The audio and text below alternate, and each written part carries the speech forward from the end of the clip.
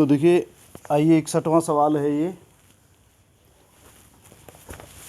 इसमें संवेग और वास्तविक संवेग दो चीज़ें दे रखी हैं।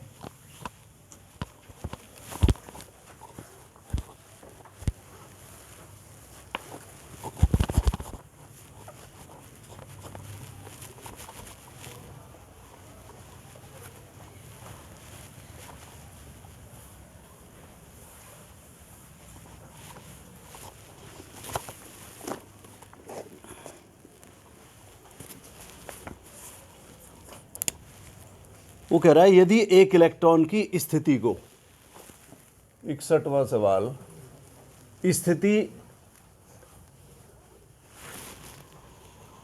को प्लस माइनस 0.002 नैनोमीटर की शुद्धता से मापी जाती है।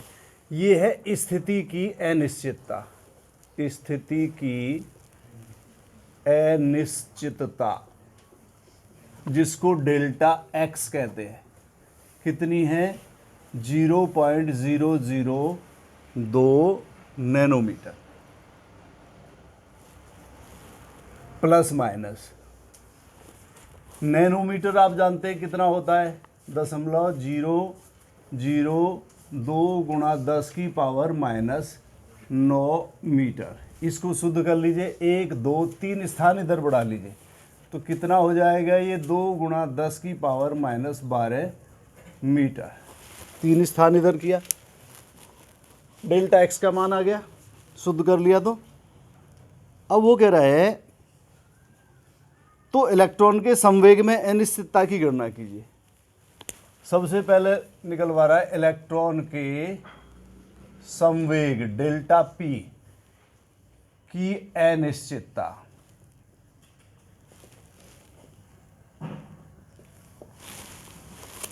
आगे कह रहा है यदि इलेक्ट्रॉन का संवेग h/4πm इंटू 0.05 नैनोमीटर है, यानी डेल्टा पी बराबर कितना है? h/4π into 0.05 nanometre. तो क्या इस मान को निकालने में कोई कठिनाई होगी? देखिए, सबसे पहले ये स्थिति की अनिश्चितता दे रखी है, आप संवेग निकाल लो। इसमें मैंने आपको जब ये हाइजेनबर्ग का अनिश्चितता का सिद्धांत बताया था तब एक फॉर्मूला बताया था कि delta x into delta p is equal to h/4π, ये बताया था, ठीक है। अब इससे आप अकेले x को या अकेले p को करें एक तरफ तो डेल्टा p बराबर क्या हो जाएगा? h/4π और क्या होगा? Into delta x। इसकी वैल्यू रख दीजिए सब, संवेग में अनिश्चितता निकल आएगी। h की वैल्यू कितनी होती है? कितनी होती है मालूम है आपको? 6.626 इंटू 10 की पावर माइनस 34। 4 पाई, 4 गुणा पाई की वैल्यू 3.14 इंटू एक्स की वैल्यू रख दीजिए, कितनी है? 2 गुणा 10 की पावर माइनस 12। इसको सॉल्व कर दीजिए, माइनस 12 प्लस होकर ऊपर जाएंगी, इसमें से 12 घटा दीजिए प्लस की, कितनी हो गई? 22। तो ये हो जाएगा डेल्टा पी बराबर 6.626 इंटू 10 की power minus 22 upon 4 into 3.14 into 2। नीचे की गुणा करो दोनों, ये तीनों,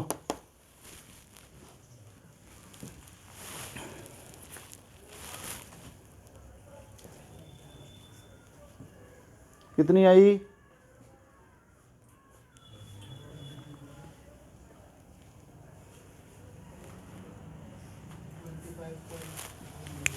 ये नीचे की आई 25.12 और ऊपर है ये 6 दशमलव इतने हैं। दशमलव को एक स्थान इधर और कर लीजिए, 66 हो जाएगा, घात 1 बढ़ जाएगी, माइनस की 23 हो जाएगी।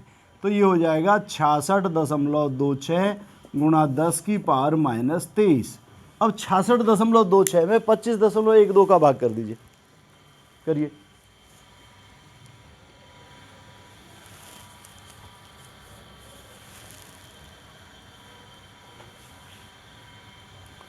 दो दशमलव कुछ आएगा, 25 दूनी 50, लगभग ऐसे समझो 2.5 के आसपास आएगा इसका उत्तर, 2.6 के आसपास। तो डेल्टा पी बराबर 2.63 इंटू 10 की पावर माइनस 23। क्या आया ये संवेग? संवेग का मात्रक होता है किलोग्राम मीटर प्रति सेकंड। ये तो आ गया संवेग। Delta P. अब वो कह रहा है कि यदि वास्तविक संवेग इतना है, इसको सॉल्व कर लो आप। देखिए वास्तविक संवेग डेल्टा पी, वास्तविक संवेग P बराबर कितना दे रखा है, h/4 इंटू 0.05 नैनोमीटर। तो आप इसको सॉल्व करेंगे, ये बराबर हो जाएगा इतने गुणा 10 की पावर माइनस 9। जब इसको 1 और 2 स्थान इधर करेंगे तो 5 गुणा 10 की घात माइनस 9 कितनी हो जाएंगी, -11। या h की वैल्यू रख दीजिए आप सीधा 6.626 इंटू 10 की power minus 34 upon 4 into 3.14 into, ये हो जाएगा। या तो कई बार में करना पड़ेगा आपको, ऐसे करेंगे दशमलव या 0.05 गुणा 10 की पावर माइनस 9 मीटर में हुआ ये। अब की बार इसे 2 स्थान इधर करोगे -11 हो जाएंगी, चाहे अब एक ही बार में कर लीजिए। तो ये बराबर हो जाएगा 6.626 इंटू 10 की power minus 34 upon 4 into 3.14 into 5 into 10 की पावर माइनस 11। -11 ऊपर जाएंगी, प्लस की हो जाएंगी, उसमें से 11 कम कर दीजिए, कितनी रह जाएंगी, माइनस की 23। तो 6.626 इंटू 10 की power minus 23 upon 4 into 3.14 into 5। अब ये लगा लिए 5 चौके 20, 20 तिया 60, 60 से ज़्यादा आएगी इन तीनों गुणा, फल करिए गुणा।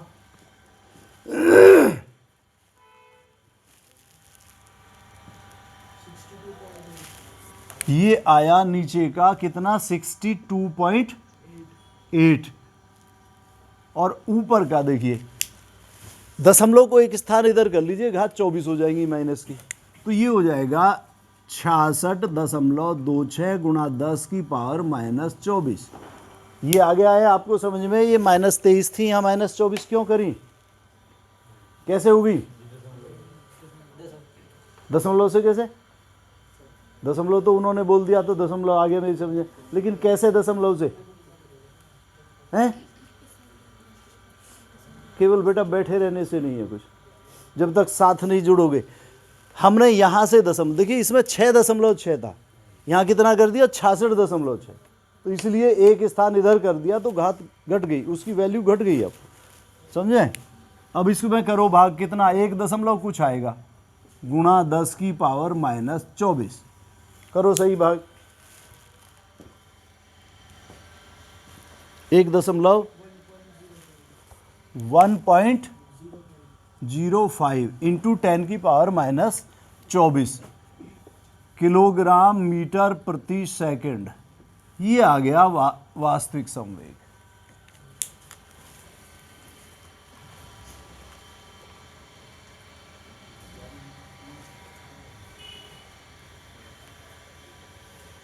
नोट करिए यहाँ तक, और लास्ट में लिख दीजिए, क्योंकि वास्तविक संवेग देखिए कितना है 1.05 इंटू 10 की पावर माइनस 24, और जबकि संवेग में अनिश्चितता कितनी है 2.63 गुणा 10 की पावर -23।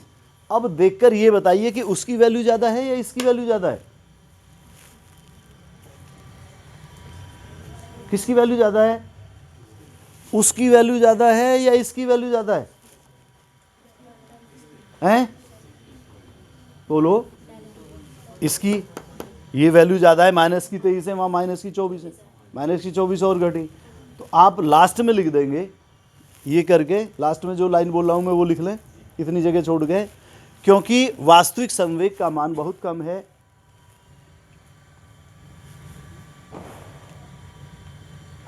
क्योंकि वास्तविक संवेग का मान बहुत कम है,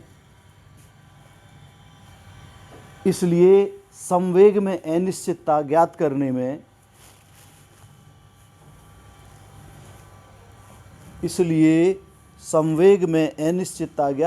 में कठिनाई होगी।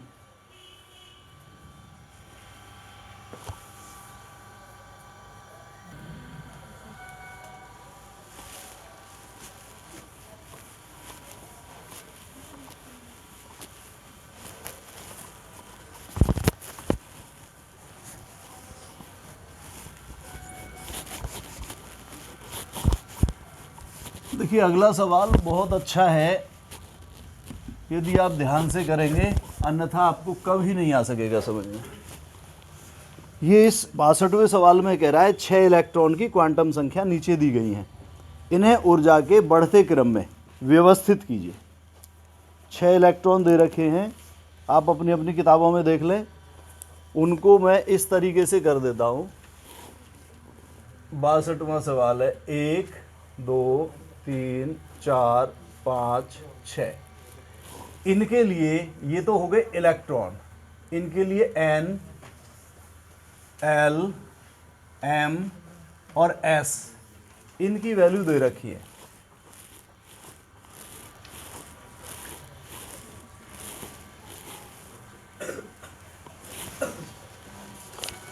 N के मैं मान 4 3 4 3, इसका 4 3 4 3 3 4।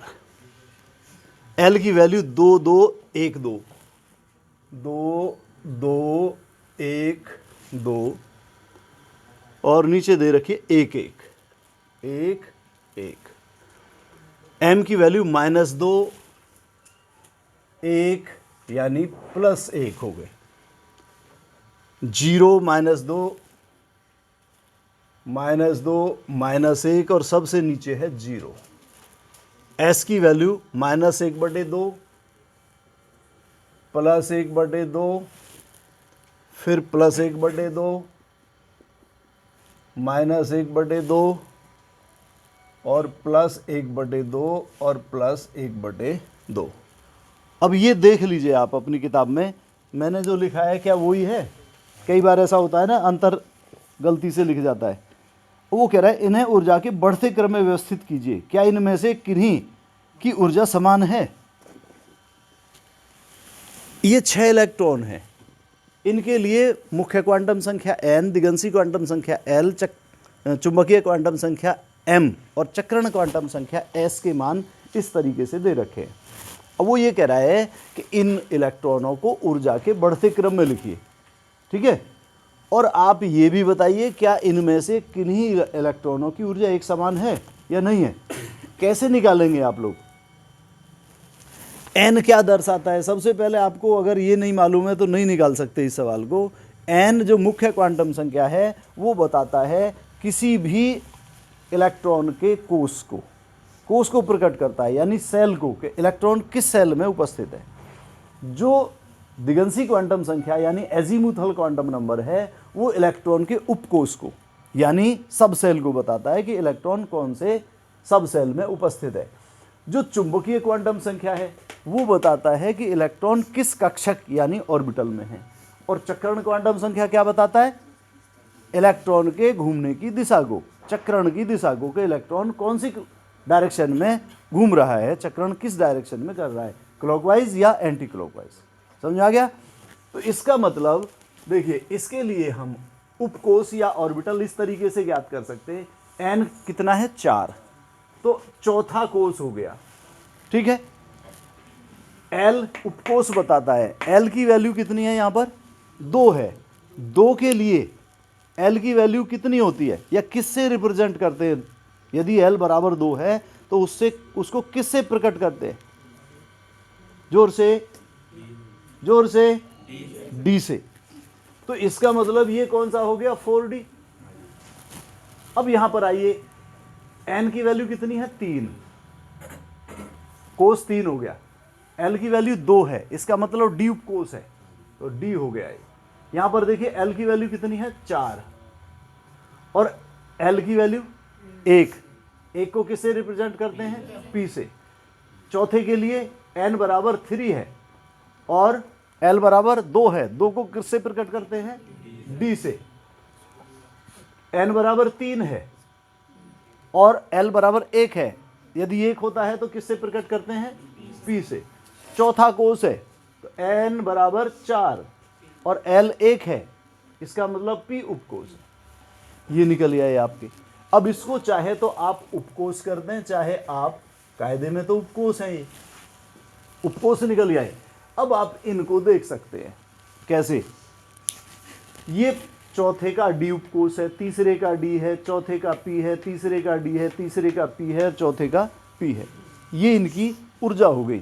और ऊर्जा के बढ़ते क्रम में कैसे रखा जाता है, सबसे पहले जो आता है उसको रख दीजिए। कैसे रखेंगे, देखिए n बराबर 4, सबसे ज़्यादा n बराबर 4 किस किस के लिए है, ऐसे देखिए, एक तो इसके लिए है, एक n बराबर 4 इसके लिए है और एक बराबर n बराबर 4 इसके लिए है, चौथे कोष के हैं ये। अब इनमें सबसे दूर कौन सा आता है, S सबसे नज़दीक होता है, P उससे दूर होता है, D उससे भी दूर होता है और F सबसे दूर होता है। समझ आ गया, चौथे कोष के हैं ये तीनों। तो इसमें सबसे लास्ट में कौन सा आया 4P आएगा, 4P आएगा, तो इन दोनों की ऊर्जा समान होगी, वो भी 4P है और वो 4P है। एक तो ये मिल गया हमको कि इन दोनों की ऊर्जा समान है। 4D, P के बाद में D आता है, इसका मतलब 4D की ऊर्जा सबसे अधिक है, तो सबसे बाद में आएगा 4D आ गया। और सबसे पहले कौन सा आएगा, n के मान सबसे कम देख लीजिए किसके लिए है, n के मान इसके लिए 3 है, इसके लिए 3 है और इसके लिए 3 है। अब इनमें आप ये देखिए कि ये तो 3D है और ये भी 3D है, ये 3P है, तो D से पहले P आता है, इसका मतलब 3P की ऊर्जा सबसे कम होगी। बाकी को सबको बीच में एडजस्ट कर दीजिए, ये सबसे ज़्यादा वाला हो गया और ये सबसे कम वाला हो गया, निकल गया। अब कर दीजिए कौन कौन से बचे, जैसे 3P है तो 3P से अधिक किसकी होगी 3D की। अब 3D के ये भी 3D है और ये भी 3D है, तो आप दोनों कर दीजिए 3D बराबर 3D और इससे अधिक किसकी है 4P की। अब 4P ये भी है और 4P ये भी है, तो कर दीजिए 4P बराबर 4P और इससे अधिक सबसे अधिक इसकी है। गिन लीजिए ऊर्जा, 1 2 3 4 5 6 इलेक्ट्रॉन है। अब इनसे ये पता नहीं चल रहा है कि इलेक्ट्रॉन कौन से हैं, हमें दिखाने हैं ये इलेक्ट्रॉन की संख्या। 3P कहाँ पर है, ये रहा 3P, कौन सा है 5वां इलेक्ट्रॉन, तो 5वें इलेक्ट्रॉन की ऊर्जा सबसे कम है 3P। और तो देख लीजिए, और तो नहीं है कहीं 3P यही है ना, तो इसकी ऊर्जा सबसे कम है। और 4D पहला है, उसकी ऊर्जा सबसे अधिक है, वो सबसे लास्ट में आएगा। 3D और 3P देखिए, 3D ये भी 3D है और ये भी 3D है, तो क्रम से ले लीजिए 2 और अगला कौन सा है 4 और इनसे अधिक किसकी हुई 4P। ये 4P है तीसरा, बराबर कितना 5वां है, नहीं 6ठा है, ठीक है। और इससे अधिक किसकी हुई 4D यानी फर्स्ट की। ये हो गए ऊर्जा के बढ़ते क्रम। अब ज़रूरी नहीं है कि तुमको एग्ज़ाम में ऐसा ही दे दें रटा रटाया, वो ये भी दे सकता है कि इनको ऊर्जा के घटते क्रम में लिखिए। अगर वो बता दे कि पूछे कि ऊर्जा के घटते क्रम है तो इसको पलट के लिख देंगे। घटते क्रम में कैसे हो जाएगा, सबसे ज़्यादा 1 की ऊर्जा और उससे कम किसकी होगी, 3 की और 6 की बराबर होगी, और उसके बाद किसकी होगी, 2 की और 4 की, 2 की और 4 की बराबर होगी, और सबसे कम किसकी होगी, 5 की। ये घटता क्रम है, ऐसे भी पूछ सकता है वो। और ये कौन सा है, बढ़ता क्रम। तो आप नोट कर लीजिए, और समझ में नहीं आया है तो बेहिचक पूछ लीजिए जहां से नहीं आया।